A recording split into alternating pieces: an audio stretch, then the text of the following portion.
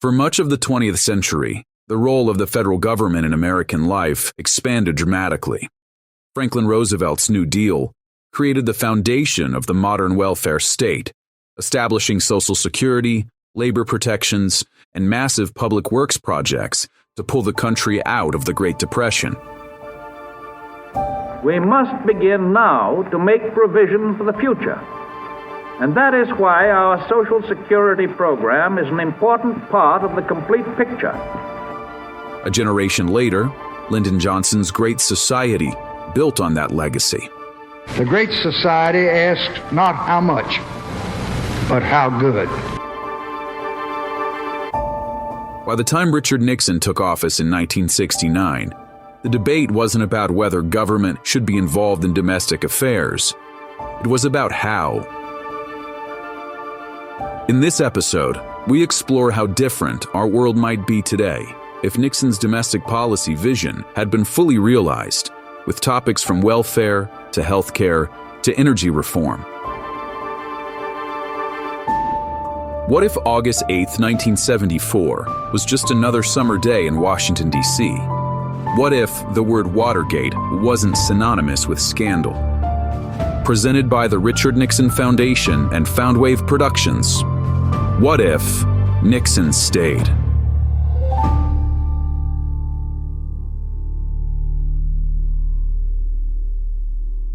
While we first think of Nixon as a visionary foreign policy leader, I think in the future we're going to look back and we're going to see that his domestic policy was every bit as expansive. This is Dr. Luke Nichter, expert on the Nixon White House tapes and author of The Year That Broke Politics. Whether it's domestic policy like the EPA and clean air and clean water and wilderness and OSHA, I mean, you could go on and on. It becomes very difficult to easily stereotype Richard Nixon. So Nixon, actually, when you look at it, was kind of from the moderate to liberal internationalist wing of the Republican Party. As someone who came of age running for office for the first time in the 1940s, he considered himself to be a practical progressive, which is certainly not something you think of a Republican running for office. It's not the language they would use. He didn't want to throw away everything. He just wanted to make it work better in the American system.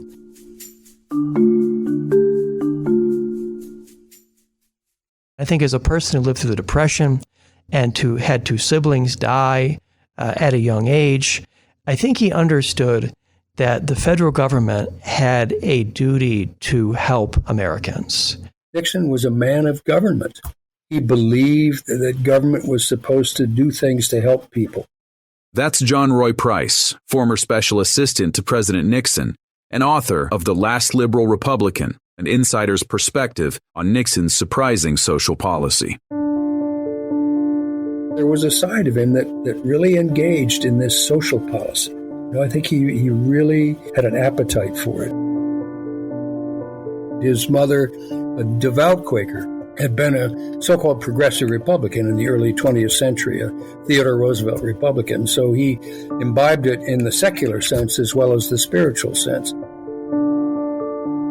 The first thing to recognize about President Nixon was that he came of age during the New Deal era of American government, a belief that government could address social and economic problems, that there was a role for government. Rounding out our trio of experts in this episode is Matt Continetti, Director of Domestic Policy Studies at the American Enterprise Institute and a columnist and podcaster for Commentary Magazine. He didn't want an intrusive government, but he did feel that if there were problems affecting Americans as a whole, then the federal government did have a role in that. Nixon embraced the more realistic, more needed parts of the New Deal, the social safety net, for an example. Launched in the 1960s, Lyndon Johnson's Great Society was one of the most ambitious domestic policy agendas in American history. It aimed to eliminate poverty, expand civil rights, and improve education and healthcare. This administration today, here and now, declares unconditional war on poverty in America. Again, a massive attack on crippling and killing diseases. Again, a program in education. Carry out a new program to develop regions of our country that are now suffering from distress. To prevent crime, eliminate every remaining obstacle to vote. An all-out campaign against waste and inefficiency.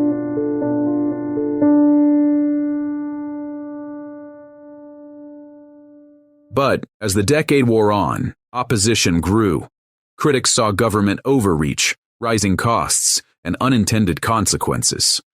By the time Nixon took office, what came into focus was how government's role should evolve in social policy.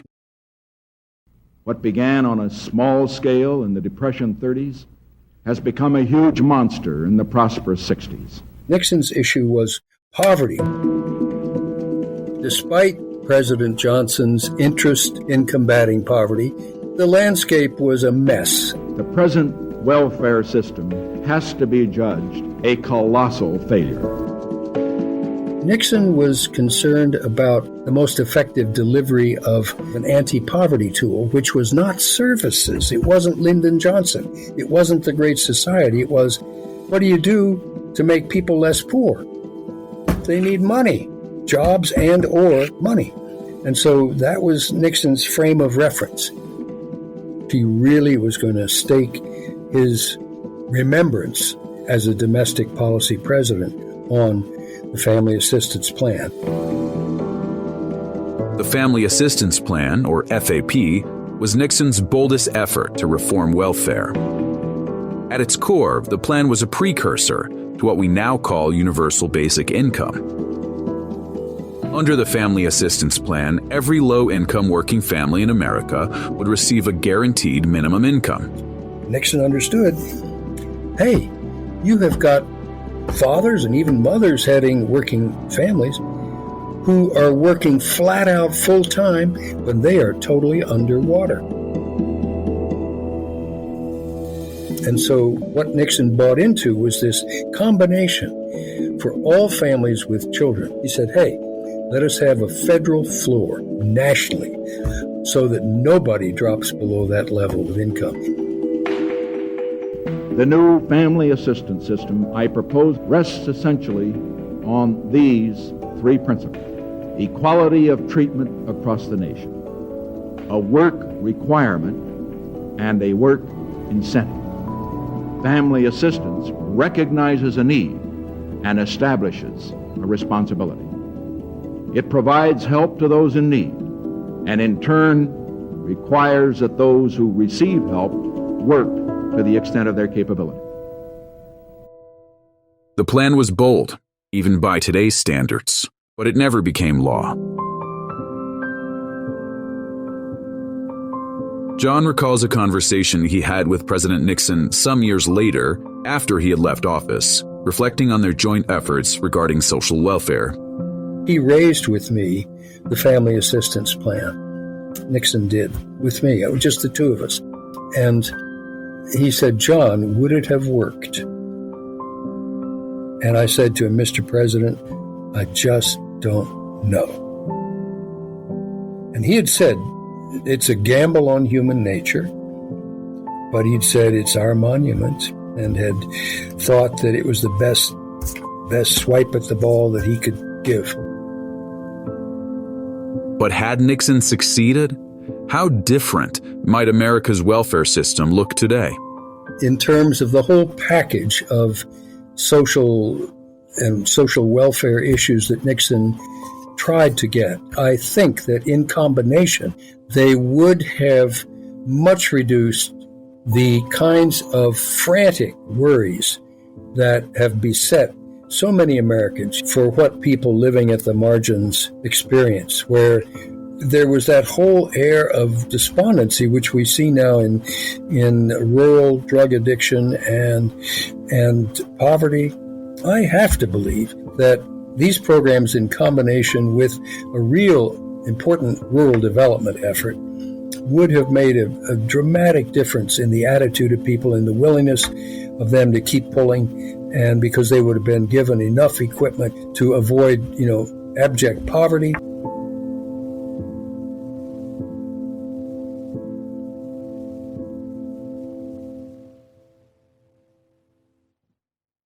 Just as he sought to reshape the welfare system, President Nixon also had bold plans for health care. The time is at hand to bring comprehensive, high-quality health care within the reach of every American. It was both ambitious and, for Nixon, nothing new. There was this thread, this consistent thread in Nixon's interest in and energy about health insurance and health coverage. His family situation had a specific, concrete effect on Nixon. He had 2 of his older brothers die of tuberculosis. This was in a time when the family had no health insurance. Nixon would often refer to that terrible pain and memory that he carried with him of his brothers. So, what did that mean in practical terms? Richard Nixon from Southern California joined 3 Northeastern liberal Republicans to propose a dramatic national health insurance plan in 1949. And they came up with a proposal which basically was what Nixon proposed in 1971. It's astonishing. Decades before the Affordable Care Act, Nixon proposed a national health care plan that, in many ways, resembled what would later become Obamacare. What Nixon proposed was actually breathtaking. It was absolutely sweeping. I shall propose a sweeping new program that will assure comprehensive health insurance protection to millions of Americans who cannot now obtain it or afford it, with vastly improved protection against catastrophic illnesses. Included all doctors' expenses, inpatient or outpatient, all hospital expenses, home care, extended care, ambulance services, prescription drugs for everyone, not just for those on Medicare, programs to cover children, anybody who was suffering from drug addiction or alcoholism or mental illness. This will be a plan that maintains the high standards of quality in America's health care, and it will not require additional taxes. So it was extraordinary. Now I recognize that other plans have been put forward that would put our whole health care system under the heavy hand of the federal government. This is the wrong approach. The right way is one based on partnership, not paternalism. And he also proposed the coverage of pre-existing conditions, which didn't happen until 40 years later with the Affordable Care Act. Most important of all, let us keep this as the guiding principle of our health programs. Government has a great role to play, but we must always make sure that our doctors will be working for their patients and not for the federal government. It was almost the case that Nixon became the 20th century president who delivered on national health care. It came within a whisker. Nixon and Ted Kennedy, the leading liberal Democrat from Massachusetts, began secret sessions in the basement of an Episcopal church in Washington's Capitol Hill. Got together and for weeks pounded out what they hoped would come together and be carried through both houses of Congress, and Nixon would sign it. And what happened was the left and the right tore it apart. It was a bipartisan middle ground, too liberal for conservatives, too conservative for liberals, and ultimately it never became law. And that was the end of Nixon's health care. Years later, John spoke with Senator Christopher Dodd of Connecticut, close friend of Ted Kennedy's. He said if he told me once, he told me 6 times that he absolutely felt that the worst failing or mistake of his time in the Senate was that he didn't close the deal with Nixon and get it across into law. I think in the counterfactual scenario of not having any Watergate and all its implications, it's the one where I think he might have gotten it inside the goal zone and over the line. I believe he would have said, okay, it's my last roundup. I'm not running again. I don't have to listen to my conservative critics. I think, by God, he might have gotten something awfully close to what he was looking for. When you look at Nixon's second inaugural address, Nixon emphasized that just as he was creating a new structure of peace abroad, building a structure of peace abroad has required turning away from old policies that had failed. He wanted to inaugurate a new era of progress at home requires turning away from old policies that have failed. Abroad, the shift from old policies to new has not been a retreat from our responsibilities, but a better way to peace. And at home, the shift from old policies to new will not be a retreat from our responsibilities, but a better way to progress. So this idea that he, the Republican president who was for law and order, who was the tough guy, he also believed that a Republican government could initiate progress, could promote progress. Now, how was he going to do that? Well, the issue that really stands out for me is the energy issue. The growing economy requires more sources of energy. So where to find this energy was a problem and a challenge for American presidents, especially in light of the Arab oil embargo. Egypt and Syria are at war with Israel today. For the first time since the Six-Day War of 1967, Egyptian tanks and helicopters crossed the Suez Canal while Syrian forces moved on the Israeli-occupied Golan Heights. The Mideast acted, the superpowers reacted. This was the first view of the huge American airlift in the skies over Israel. On October 19th, President Nixon requested $2.2 billion emergency aid for Israel. The Soviet Union was helping the Arabs. The stakes had risen, but with renewed determination and American arms, Israel successfully counterattacked. Ultimately, Arab forces were driven back. The shooting stopped. A delicate equilibrium was restored. But the Arabs made an economic power play. As punishment for this country's support of Israel, 11 Arab countries cut off all oil shipments to the United States. With the oil embargo, an existing gasoline shortage became worse. So this is what confronted Nixon. Good evening. From the White House, in a moment, the President will speak to the country on ways in which the American people can conserve energy. I want to talk to you tonight about a serious national problem. We are heading toward the most acute shortages of energy since World War II. Let us unite in committing the resources of this nation to a major new endeavor. An endeavor that in this bicentennial era we can appropriately call Project Independence. Let us set as our national goal, in the spirit of Apollo, that by 1980 we shall be able to meet America's energy needs from America's own energy resources. We have an energy crisis, but there is no crisis of the American spirit. Project Independence is a full-spectrum energy dominance plan, a very bold program of energy development and construction, building for an energy future. Nixon likened Project Independence to the Manhattan Project, which was behind the development of the atomic bomb. He was a World War II veteran. The Manhattan Project had changed the face of the world through the development of nuclear arms. He liked these ideas of kind of cutting-edge technology, things that would give America a qualitative edge over other countries. And a program that would really maximize energy development, whether it was from oil or gas or coal or nuclear, would be part of that as well. His plan included investments in nuclear energy, expanded domestic oil drilling, and even conservation efforts. He talks about, setting the thermostat lower in federal buildings, and he talks about maybe reducing the speed limit on federal highways.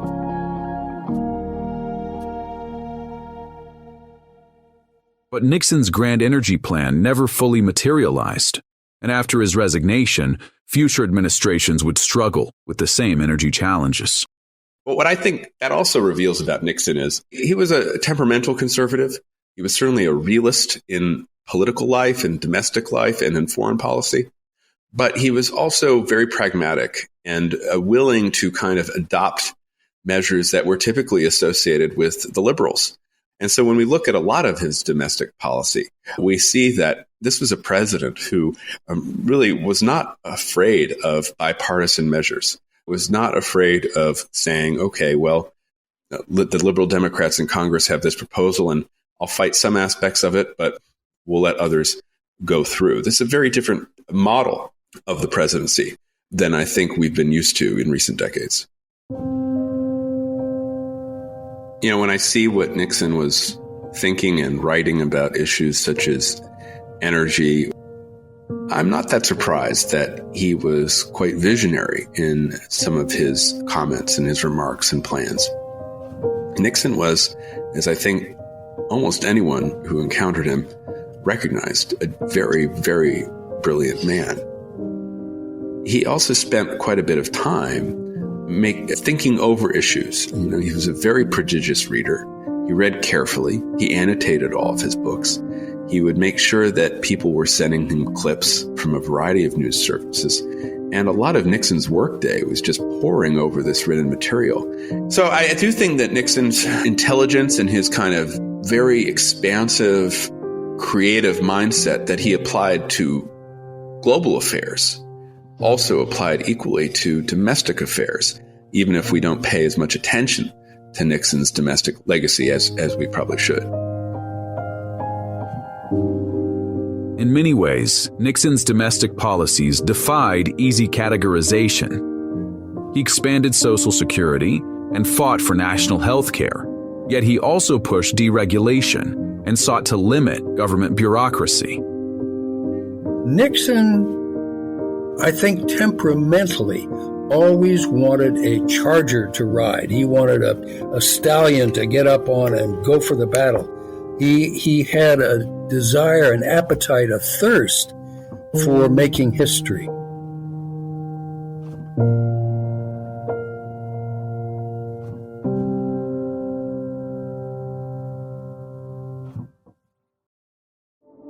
If Nixon Stayed is a docuseries produced by the marketing team at the Richard Nixon Foundation and the audio team at Foundwave Productions.